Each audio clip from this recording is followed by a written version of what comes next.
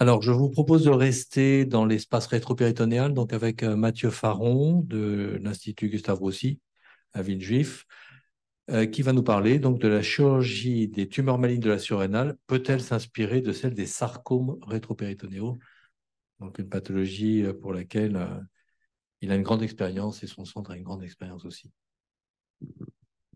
Monsieur le Président, merci de Monsieur Ménégo, merci de m'avoir invité à cette session.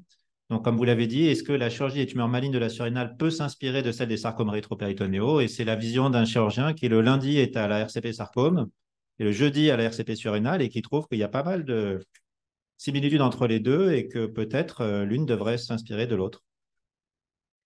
Alors, en 3 points, est-ce que la prise en charge doit être faite par une équipe spécialisée? Je vous montrerai les résultats d'une étude très récente qui a été présentée le mois dernier. Est-ce qu'on peut s'inspirer pour obtenir plus de résections R0?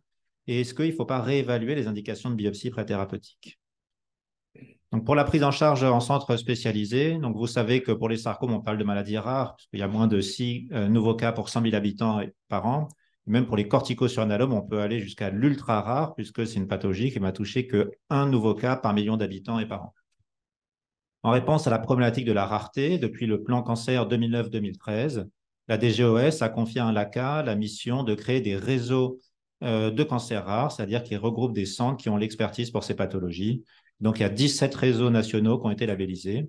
Puis, il y a le même travail par la Commission européenne au sein des réseaux de référence européens, donc qui s'appelle Euracan. Ces réseaux, on leur a donné plusieurs missions, que je vous ai mis à droite, notamment de former des RCP de recours qui permettent d'avoir accès à l'expertise et de faire en sorte que les patients puissent avoir accès au diagnostic, à des traitements hautement spécialisés.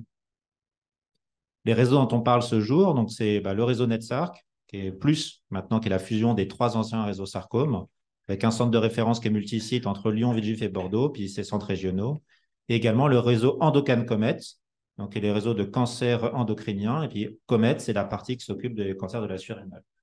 Le réseau a débuté en 2009, directement avec le plan cancer. Il y a 11 centres experts et une RCP nationale qui a lieu tous les 15 jours. Et ce qu'on peut se poser comme question légitime, c'est est-ce que ces réseaux apportent vraiment quelque chose à la prise en charge des patients ou est-ce que c'est juste une création administrative? En ce qui concerne les sarcomes, en fait, ça a été assez rapidement démontré dès 2017. Voici une première publication de Jean-Yves Blais qui montre que la discussion dans une réunion multidisciplinaire spécialisée dans les sarcomes va améliorer le taux de récidive locale, avec un effet qui est assez important, puisqu'il y a presque 2 fois plus de récidive locale quand les patients ne sont pas discutés en RCP sarcome préalablement à leur chirurgie. Également, autre publication, toujours dans Annals of Oncology en 2019, où on s'intéresse à savoir est-ce que la chirurgie dans un centre spécialisé améliore la prise en charge, améliore la survie même des patients atteints de sarcome. Et également, à nouveau, on va avoir des résultats intéressants. Seulement 40% des patients sont adressés dans un centre spécialisé, les autres sont opérés hors centre. Et la qualité de la chirurgie est bien meilleure, parce que dès la première intervention, 50% de résection R0 dans un centre spécialisé, moins de 25% dans un centre non spécialisé. Tout ça se traduit par une péjoration de la survie globale. Et donc, il avait été démontré que la prise en charge dans le centre spécialisé améliore la survie globale avec un effet qui est assez important. On a récemment voulu faire la même chose pour le réseau Endocan Comet. Et donc, on s'est intéressé, est-ce que c'est vrai pour les corticosurrénalomes? Pour ça, donc, on s'est associé avec le réseau Francim. Le réseau Francim, c'est un registre qui couvre 18% de la population. Et par rapport aux études de SNIRAM ou de PMSI, l'avantage, c'est qu'on a plein de facteurs confondants, parce que c'est un registre de cancérologie. Donc, on connaît le score de Weiss, on connaît l'envahissement des ganglions, on connaît plein de choses. On a défini comme un corticosurrénalome une lésion qui a un Ki-67 de plus de 2% et ou un score de Weiss supérieur à 3, sur une période qui va de 2010, puisque le réseau est créé en 2009, jusqu'à 2017 pour avoir 5 ans de suivi. Et on a séparé les patients entre ceux qui avaient été référés d'emblée dans le réseau versus ceux qui n'avaient pas été référés ou référés plus tard au cours de leur prise en charge. Ce qu'on a pu observer, donc, c'est que sur la période d'inclusion, nous avons identifié 134 cas de corticosurrénalome, ce qui représente une incidence de 1,4 par million d'habitants et par an. Donc, on retrouve les données épidémiologiques qui étaient déjà connues. Nous avons dû exclure 10 patients puisqu'il y avait des données manquantes et en inclure 124. On peut observer que 70% des patients avaient été référés d'emblée en centre spécialisé, ce qui est donc nettement mieux que ce qui a été fait pour les sarcomes. C'est quasiment 2 fois plus de patients qui sont adressés en centre spécialisé. En termes de caractéristiques des patients, Pas énormément de différence entre ceux qui sont référés ou non référés. Ils ont le même âge. Un petit peu plus de femmes qui sont référées. Également, quand les symptômes qui amènent au diagnostic sont des symptômes tumoraux, donc peut-être les tumeurs les plus volumineuses, un peu plus de patients référés. Par contre, ça ne se traduit pas sur la différence de stade NSAT, qui est intéressant puisque finalement, les tumeurs les plus volumineuses ne sont pas forcément plus souvent référées et pas de différence en termes de Ki-67. Si on regarde les résultats sur notre objectif principal qui était la survie globale, on peut voir un effet très important du réseau avec une médiane de survie globale qui passe de 5,7 ans quand les patients sont pris en charge hors centre spécialisé à plus de 11 ans quand ils sont pris en charge en centre spécialisé. Après ajustement multivarié sur les principaux facteurs pronostiques, qui sont le score de Weiss, le Ki-67, l'âge, les symptômes, il y a un effet délétère très important de la prise en charge hors centre spécialisé avec un hazard ratio à 4,4. Donc, c'est énorme, hein, c'est beaucoup plus important que n'importe quel traitement adjuvant qu'on peut pouvoir donner aux chimiothérapies, une telle péjoration du pronostic. Autre point intéressant, cette péjoration du pronostic est surtout valable dans les stades 1-2, c'est-à-dire les lésions qui sont localisées à la surrénale, et disparaissent dans les patients qui sont métastatiques ou même dans les stades 3. En conclusion de cette étude, donc, qui a été présentée en communication orale à l'ESMO par le Dr Libé, qui est le médecin coordinateur du réseau le mois dernier, que j'ai présenté ce matin à la SFCD, on pense que l'étude de registre est le meilleur niveau de preuve pour analyser l'impact d'un réseau, puisque évidemment, un essai randomisé est impossible. Le réseau améliorait la survie au stade précoce de la même façon que pour d'autres cancers rares. Peut-être il y a un effet de l'expertise de l'équipe chirurgicale, mais également de l'expertise du pathologiste, des oncologues, du radiologue, de toute la structure qui va permettre d'avoir un traitement de meilleure qualité de façon globale. La chirurgie est le seul traitement curateur et donc il est important que ces patients soient adressés dès le début de la prise en charge. L'absence d'impact au stade avancé est un peu plus difficile à expliquer. Peut-être l'effet RCP national permet de gommer les différences entre les centres, puisque finalement la chimiothérapie par platine et toposide, qu'elle soit faite dans un centre spécialisé ou non spécialisé, initialement peut-être à moins de différences. Quelques limites, une étude de registre, donc fatalement on a des données manquantes et on n'a pas toutes les données cliniques qu'on aimerait avoir. Et comme c'est une maladie rare, les analyses en sous-groupe ont rapidement été assez limitées. Le deuxième point dont je voulais vous parler, c'est est-ce qu'on peut améliorer la qualité de la chirurgie? Alors, on a dit qu'effectivement, la chirurgie est le seul traitement curateur, mais ça, si elle est bien faite. Ce qu'on cherche à obtenir, c'est une exérèse monobloc avec des marges de résection R0, donc qui sont supérieures à 1 mm. Dans les sarcomes, ici, dans cette très large étude de sarcome des membres, effectivement, l'effet de la marge compte. Vous pouvez voir qu'en termes de récidive locale, sur la vision de gauche, quand on est R1, bah, c'est nettement moins bien que R0 et R2. C'est encore pire. Comment on a fait pour améliorer la qualité de la chirurgie des sarcomes rétropéritonéaux? On s'est inspiré de la chirurgie des sarcomes des membres. Parce que vous vous souvenez que dans les membres, il existe des compartiments anatomiques qui sont séparés par des aponévroses. Et donc, le principe de la chirurgie compartimentale des membres, c'est de retirer le compartiment en entier, donc la chirurgie de la lésion, sans même la voir. En termes de rétropéritoine, ça représente ça, un compartiment qu'on peut recréer, un compartiment rétropéritonéal, par exemple à droite, en interposant en avant de la tumeur du mésocolon et du côlon, en arrière de la tumeur, l'aponévrose du muscle psoas ou celle du muscle transverse, qui permet d'avoir dans toutes les directions autour de la lésion des marges de tissu sain. Pareil à gauche, où selon la situation, on peut interposer ou pas la queue du pancréas à la rate. Dans les corticosurrénalomes, la marge a encore un effet plus important, puisque vous voyez qu'ici, les résections R1 sont plus proches des résections R2 que des résections R0. Et même dans cette étude, les résections R1 étaient vraiment très différentes des résections R0. Alors, le docteur Gojou est arrivé. Malgré les recommandations qu'il s'est efforcé de faire en 2011, on peut voir que malgré tout, dans toutes ces séries récentes, 2021, 2022, le taux de résection non R0 reste très important, avec ici 22% de patients qui ont une résection non R0. Dans cette autre étude, entre 16 et 20% des patients qui ont une résection R0. Donc, comment on pourrait changer les choses? Peut-être on pourrait appliquer le même concept qu'on a pour les sarcomes du rétropéritoine dans les corticosurrénalomes. Ce qui aurait un autre avantage, c'est que ça permet de faire le curage ganglionnaire qui est recommandé pour les corticosurrénalomes et de réaliser l'exérèse de la totalité de la graisse périrénale. Ce que vous pouvez voir dans cette étude de révitance qui était faite à partir de registre NSAT, que la graisse périrénale, qu'on soit à gauche ou à droite, au pôle supérieur ou au pôle inférieur, est un site fréquent de récidive. Et donc, emporter toute cette graisse en monobloc avec la pièce peut-être a un effet intéressant sur la survie. Un exemple, Patient à peu près 70 ans, altération de l'état général, une masse de 20 cm, pas de métastase à distance, pas de sécrétion. On a cette volumineuse masse du rétropéritoine qui présente des contacts avec le pilier du diaphragme, l'origine du tronc cœliaque, même s'il y a un lys régresseux, l'artère mésentérique supérieure, l'artère rénale droite qui est incluse dans la tumeur. Et donc, on peut traiter exactement de la même façon qu'on traiterait un sarcome du rétropéritoine. Donc, en emportant en monobloc la lésion avec toute la graisse rétropéritonéale. Puis, on peut voir que là, au bord latéral de l'aorte, on a plus de graisse, plus de ganglions, le muscle psoas qui est exposé puisque son aponévrose a été retirée, et puis le pancréas qui a été sectionné. Ce qui permet d'obtenir ce genre de pièces avec la tumeur qui n'est pas vraiment visible, elle est partout entourée de tissus sains, et d'obtenir une résection R0 avec un curage ganglionnaire qui comportait 24 ganglions. Donc, en conclusion, améliorer le taux de R0 est une priorité. L'élargissement systématique aux organes peut être fait pour des organes qui ont un très faible risque de mortalité, comme la graisse périanale qui doit être systématique, comme l'a dit l'oratrice juste avant, l'aponévrose du psoas en arrière qui est facile à retirer, ne génère pas de morbidité, le pilier ou le diaphragme. Évidemment, il faut plus discuter pour les organes à risque, côté que du pancréas, côté résection hépatique, puisque là, on peut générer de la morbidité. Ce que je trouve intéressant, c'est que l'expérience en chirurgie du sarcome rétropéritonéal permet de bien connaître la région anatomique. Puis on a quasiment 2 fois plus de sarcome du rétropéritonéal qu'un corticosurrénalome dans notre centre, et donc ça nous a permis d'augmenter notre volume annuel.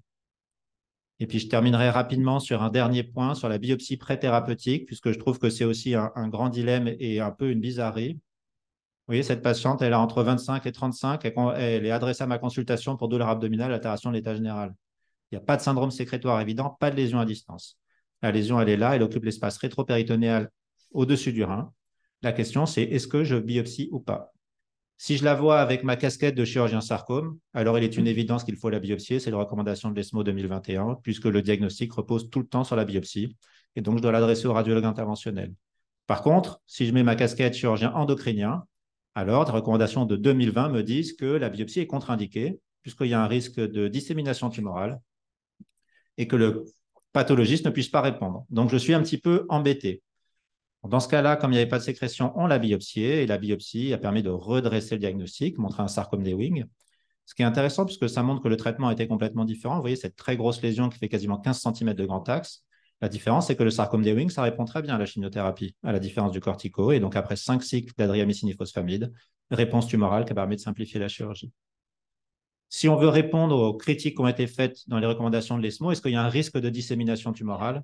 C'est exactement ce qu'on disait pour les sarcomes il y a 15 ans. Il ne faut pas les biopsier, risque de dissémination tumorale.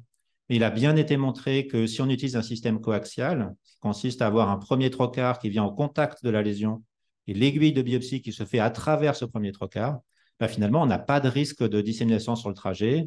Dans l'étude canadienne, dans l'étude anglaise, pas de péjoration de la surveillance en récidive. Et dans notre série, on a fait plus de 1000 biopsies rétropéritonéales. On n'a pas de récidive sur le trajet de biopsie. Ce qui permet des discussions parfois un peu rigolotes avec le radiologue qui m'envoie des mails en me demandant est-ce que je préfère passer à travers l'os, passer à proximité du côlon. Donc, il faut discuter avec ses collègues. Mauvaise propriété diagnostique. Je vous rappelle, c'est la deuxième objection qu'il y avait. Il y avait la même objection il y a quelques années sur les sarcomes. Et vous voyez que quand on fait la bonne technique, c'est-à-dire des grosses biopsies, 14 gauges, 16 gauges, on fait 4 prélèvements, 2 fixés, 2 congelés, on les confie à un pathologiste spécialisé, on obtient des valeurs prédictives négatives qui sont en plus de 95%. Et donc, peut-être quand même la biopsie, quand elle est bien faite, peut avoir un intérêt, sachant qu'on ne demande pas forcément de séparer l'adénome du corticosurrénalome, mais juste de nous confirmer que la lésion est bien de la corticosurrénale et pas autre chose. Dernier exemple, pareil, patient ou patiente assez jeune, une quarantaine d'années, qui voit l'oncologue en premier avec cette lésion interprétée corticosurrénalome, avec un contact assez franc avec l'artère mésentérique supérieure, ce qui fait qu'on dit, celui-là, je ne suis pas sûr de pouvoir la réséquer R0 d'emblée, donc on va dire, on fait de la chimiothérapie par platine et toposide, puis finalement, on dit quand même, c'est un peu bizarre en biopsie, et la biopsie a montré donc un schwannome, tumeur bénigne, qui a été opérée comme une tumeur bénigne, qui a permis de préserver tous les organes. Donc en conclusion, quand la tumeur sécrète des hormones, c'est 50% des patients. Quand on a un diagnostic biologique, la biopsie est moins intéressante, on peut peut-être s'en passer. Quand la tumeur ne sécrète pas, peut-être il faut qu'on réévalue nos indications de biopsie avec une technique adaptée, coaxiale, par voie rétropéritonéale et des fragments de bonne taille, ce qui permettra de guider également un éventuel traitement néoadjuvant qui se développe de plus en plus. Merci beaucoup de votre attention. Merci. C'était vraiment très, très clair. Alors, il y a 3 niveaux de discussion. Alors, je propose qu'on fasse à l'inverse de votre présentation. C'est très intéressant le diagnostic différentiel. Est-ce que, et vous l'avez évidemment très bien présenté, simplement je me pose la question de l'imagerie. Est-ce qu'on ne peut pas attendre des progrès significatifs de l'imagerie? Un petit peu la même question que tout à l'heure. Actuellement, l'imagerie numérique et différents artifices que vous connaissez certainement permettent d'être beaucoup plus performants qu'un scanner ou une IRM comme on a pu voir. Et quelles sont les pistes d'orientation actuellement pour essayer d'aider ou de trancher ce débat concernant les biopsies? Alors, on a un dicton en pathologie sarcome, c'est « je ne parlerai qu'en présence de mon anapathe ». Parce que justement, l'imagerie est beaucoup trop trompeuse. Par exemple, l'exemple du schwannome est un très bon exemple, parce que c'est une tumeur qui, en IRM, souvent est hétérogène par assez agressive, qui fixe le FDG assez intensément et qui pourtant est totalement bénigne. Donc, il y a des imageries qui sont piégeuses. Il y a évidemment des imageries qui sont très évidentes dans certaines situations, mais globalement, il faut quand même se méfier de l'imagerie. Est-ce qu'il y a, sur cette question du diagnostic différentiel, oui. Une petite question, parce que tu nous as parlé des biopsies, donc j'ai trouvé que c'était très intéressant. Mais tu ne nous as pas dit si tu avais trouvé des corticosurrénalomes sur des biopsies, parce que tu nous as parlé beaucoup de diagnostics rétropéritonéaux, enfin de tumeurs rétropéritonéales. Et finalement, est-ce qu'il y a eu quelques corticosurrénalomes? Oui, on a fait plusieurs fois le diagnostic corticosurrénalome, ou dans le dernier qu'on a pris en charge il y a une dizaine de jours, en tout cas, de nous dire que la biopsie contenait du tissu corticosurrénalien. Le pathologiste a dit évidemment, j'ai 2 mm, je ne peux pas dire si c'est un corticosurrénalome ou un adénome. Mais par contre, rien que l'information du fait que ce soit du tissu corticosurrénalien, ça permet de continuer la prise en charge. Bien. Alors, la deuxième partie, oui, encore une, sur les biopsies, le diagnostic différentiel. C'est très intéressant ce que vous avez dit. Je crois qu'il ne faut quand même pas négliger. Il ne faut pas négliger la biologie. Il y a les marqueurs, enfin le cortisone, mais il y a aussi les précurseurs qu'il faut doser. On s'est tous fait avoir sur ces grosses masses rétropéritonéales, ça nous est arrivé. Mais globalement, c'est toujours, on tombe sur un schwannome, sur un sarcome, mais toujours avec une biologie corticosurrénalienne strictement normale. Donc déjà, si on réservait la biopsie uniquement sur des patients pour lesquels la biologie est strictement normale, ça n'en ferait pas tant que ça. C'est ce que j'ai mis dans ma diapo de conclusion. Quand on a un diagnostic par la biologie, évidemment, on avance. Ça, j'ai bien aimé votre bémol. Je trouve ça très important ce que vous avez ajouté. Et puis, on a encore des indications, je pense, de biopsie, même sur des fortes suspicions de corticosurrénalome, quand ce sont des tumeurs qui sont manifestement pas résécables. J'ai en tête un exemple d'une grosse tumeur sur une aliène gauche avec un trobus qui allait jusque dans la veine cave et qui remontait très haut. Et un traitement néoadjuvant a quand même fait diminuer le thrombus. Et ce n'est pas la même chirurgie, ce n'est plus une résection de veine cave, c'est quand même autre chose. Donc il faut effectivement garder des vraies indications de biopsie pour des tumeurs corticosurrénaliennes avec les précautions que vous avez montrées, qui sont celles de la prise en charge des sarcomes, parce que là, je partage cette analyse. En tout cas, bravo. Merci.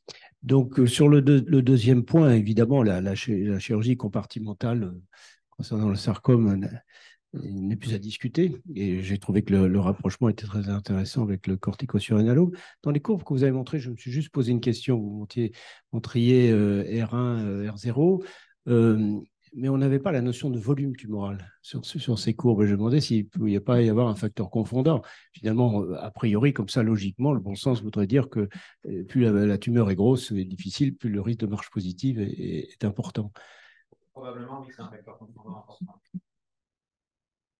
Est-ce que sur ce deuxième point, vous avez des questions ou des remarques? Alors, sur la chirurgie de recours, ben, vous faites le constat que toutes les disciplines en se succédant ici, et bien sûr qu'il faut, sur les cas difficiles des centres de recours, avec des différences aussi phénoménales que celles que vous avez montrées.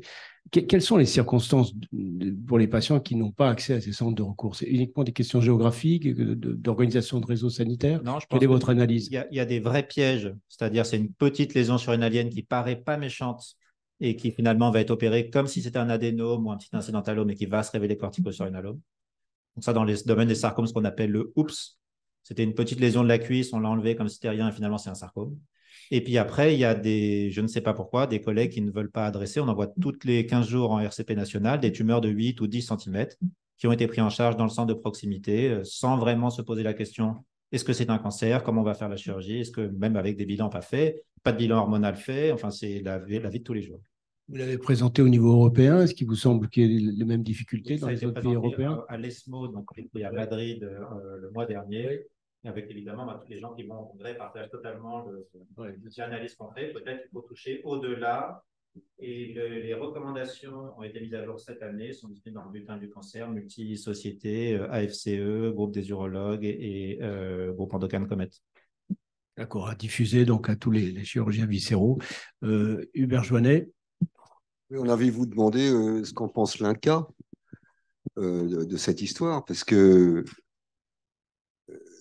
moi, il me semble que les médecins ne sont pas assez intrusifs et positifs. Il vous suffit, alors je ne sais pas quelle est la société savante concernée, si on a 2 ou 3, c'est possible, enfin bon, il vous suffit d'éditer un cahier des charges pour créer une labellisation en disant, nous estimons qu'en France, eh bien, pour opérer des surrénales, enfin ce type de surrénale, je sais pas, bon, enfin, oui, eh bien, il faut tel critère, tel critère, tel critère, tel critère, tel plateau technique, telle expérience, etc.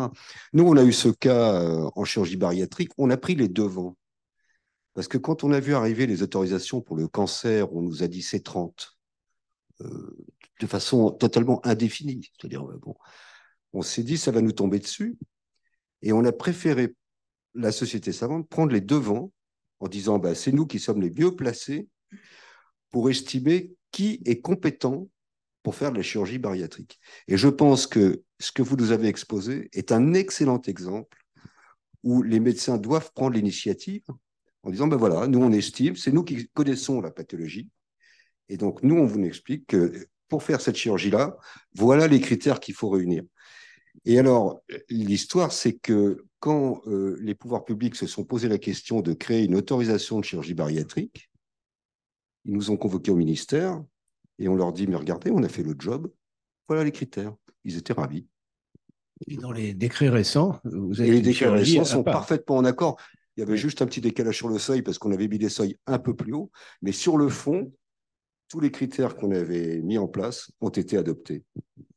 Merci. Je crois qu'il y a une réflexion de toute façon qui est en cours là, au sein de la SCE, en tout cas sur les quotas en fait. Hein, donc, ce d'autant que bon, j'ai introduit la séance en disant que c'était des cancers de bon pronostic, sauf celui-ci bien sûr. Ça fait partie des trois exceptions. Ouais, voilà, c'est ça. Donc celui-là, il est rare, il est exceptionnel. Enfin, si on compte bien, il y en a à peu près 60 par an en France. Mais extrêmement grave s'il est mal opéré. Donc c'est ce que le message que tu avais passé était fondamental pour les cancers de l'ovaire, c'était exactement les mêmes catastrophes. Merci beaucoup.